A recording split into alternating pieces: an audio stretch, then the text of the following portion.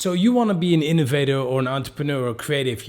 You've got all kinds of ideas in your mind. You might have ideas for a new fashion brand. Maybe it's a new technology, a new car. Maybe it's an API that you've developed with your friends. Maybe it's a way to revolutionize the way education is run in your neighborhood. Maybe you got a way to reduce waste and plastics in your neighborhood. Whatever the idea is, if it just stays in your mind, it would be a terrible waste. So in this video, let's talk about some of the tips and some of the pitfalls of getting an idea out of your mind and into the world.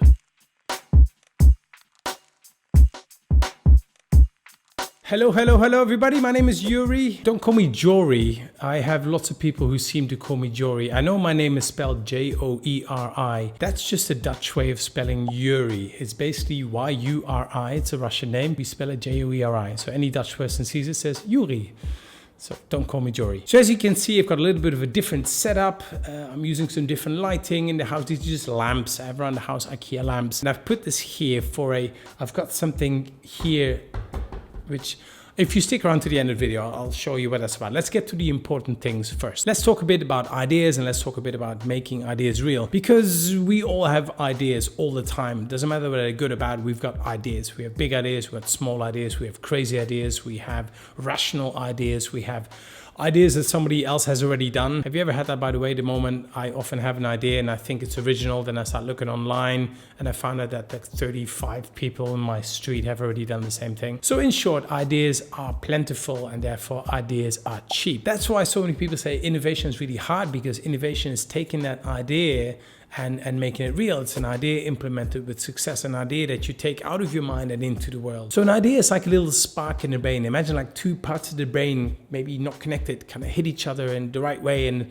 you get a little bit of a spark. You have an idea. But unless you add other elements to that spark will always just be a little spark that will go away within a fraction of a second. And ideas are a bit like that. We have them all the time. They just pop up left and right, but they need a little bit more to go from a spark into a little flame. So let's say you give it a bit of attention, give it some nurturing, and you've turned it into a little flame. Now you got like an inkling of an idea. Still, that flame is very easy to blow out. So you're gonna need more if you want to turn that little spark into this massive fire of innovation. Did I just over metaphor that one?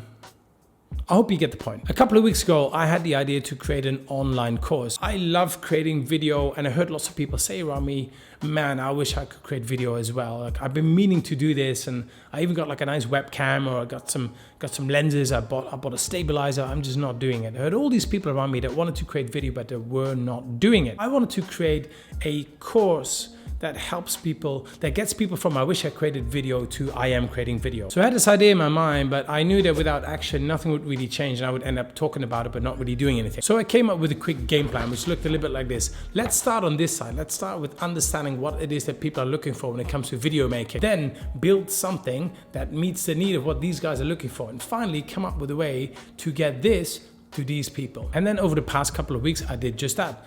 I had a bit of a game plan. I kind of wrote things out, wrote some early ideas out, wrote some questions, some hypotheses, and then I started testing those. I had a group of people who were very kind to give me their time, talked to them, had quick calls to them, went for coffees, got a bit of an idea, looked around. I looked at what other people were doing, had an idea what was going on in that market. Then I created a bit of a backbone and said, well, what if it looked a bit like this? So I set up some of the structures to get it ready, and I created a quick introduction video, 3-minute video, which just says, here's what the course is all about, here's what we're going to be covering, and if this is for you, hit the link below. From doing this over the last couple of weeks, a couple of things came up which I rationally knew, but this time it was different because this is my baby. It's gotta be exactly like this. My baby has to be perfect. And you slip into exactly the same things as some of my clients slip in. And the reason I say building this online course has been such a good metaphor for innovation projects, because it has all the elements in there. See, to me, most innovation projects kind of need 3 big things, 3 big chunks that all have to be there. Basically, there's some kind of design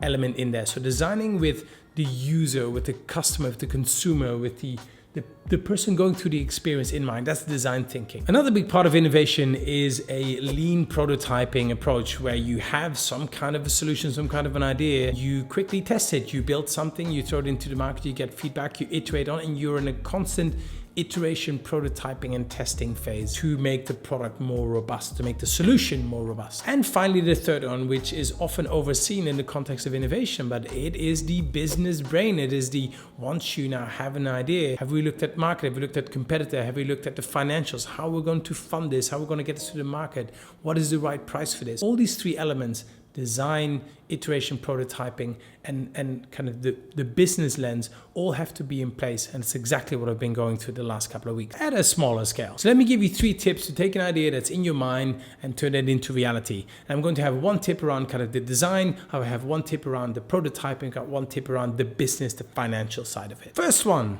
don't be too shy to talk to people. I can't believe there's so many people out there who think their idea is like 1 in a billion and they don't want to share it with other people because they're afraid that people are going to take the idea and they're going to copy it and do something with it. So they keep the ideas to themselves and they stay into their mind. Yes, there is a chance that somebody is going to copy your idea. It's also quite unlikely because the idea in itself is pretty easy. It's a lot of hard work taking that idea out of your mind and turning it into reality, turning it into, let's say, a business or a concept or a product. Talking to people does a couple of things. 1, it will give you different inspiration from different people. You might be struggling with something and somebody might have a solution for that. Or you share an idea with a friend and you say, hey, this is kind of what I'm thinking of building. And your friend goes, oh, that's interesting. I was just reading an article about another company that's launched something like that. Good. So now you got an idea about some other competitors in the market and have a look at what they're doing. So don't keep the idea all to yourself. Like, get it out there, get that ball rolling. You're going to get feedback from people. You're going to need help from people left and right. So you might as well start engaging a community of potential customers who are your partners in this. Don't be shy. Talk to people. My second point, and I was literally struggling with this week, don't ship too late. I had a feeling I was creating a bit of a monster. It was a little bit too perfect,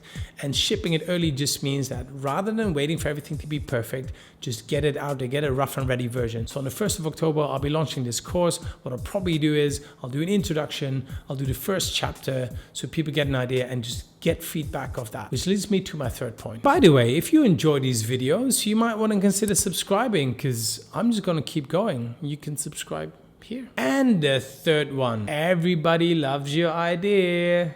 You ask your mom, you ask your friends, you'll go like, that is a great idea, sweetheart. Hands down, one of the best ways to find out whether your idea's got legs or not is, are people going to spend money on it? Whether that's $10, $100 or $1,000. Give them enough of a taste there so people can then say yes, they can make a decision, they can make a buying decision, say, I'm going to buy into that one. Once somebody clicks and says, yes, I'll be willing to pay for this course, only then am I going to build the entire course. Now, the same goes for you, of course. If you have an idea for, let's say, a new coffee place or a new restaurant, rather than you signing a 3-year lease in an expensive city for some real estate, could you set up something in your home? Could you rent a space for a couple of nights and just test out the idea and see whether people will actually come and people will pay for the food and for the ambiance and for the experience? Because once you have that, I think your idea will have some decent legs, like nice legs. Not like my legs. My legs are incredibly wide. I mean, they're almost translucent. My trainer wears sunglasses when I walk into the gym. That hurt my feelings. So let me tell you why I've got this microphone in the frame. So I'm about to start a series of podcasts. I don't know exactly what it's going to be about yet. Maybe it's going to be about innovation, creativity. Maybe it's going to be something completely different. Maybe I'll talk about cats. Maybe I'll talk about my coffee addiction. Maybe I'll talk about the fact that I get very weirded out when people ask me to dance because I don't really dance. I look like an idiot when I dance. I bought this little device. It's called a Scarlett Focusrite. You put this between the microphone and your computer so you can have nice audio control. And then I've got 2 little podcast microphones different from these. And I'll start inviting people. Maybe here at home, maybe I'll carry a sofa outside. I don't know what the idea is yet. So in the spirit of talking to people and prototyping and then testing that with an audience and see whether people will buy into it, what do you think I should do a podcast about? You can leave your comments below. Share this video with somebody who needs to see it. If you've got a friend who's been saying that they have an idea in their mind but they're not doing anything with it, this video might be useful for them. So don't be shy.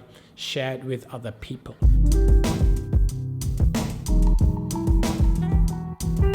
Hey, thank you for watching. Appreciate you, yes, you spending time here with me. You want to see more of our videos, click on one of these here on this side. I look forward to seeing you here again next time.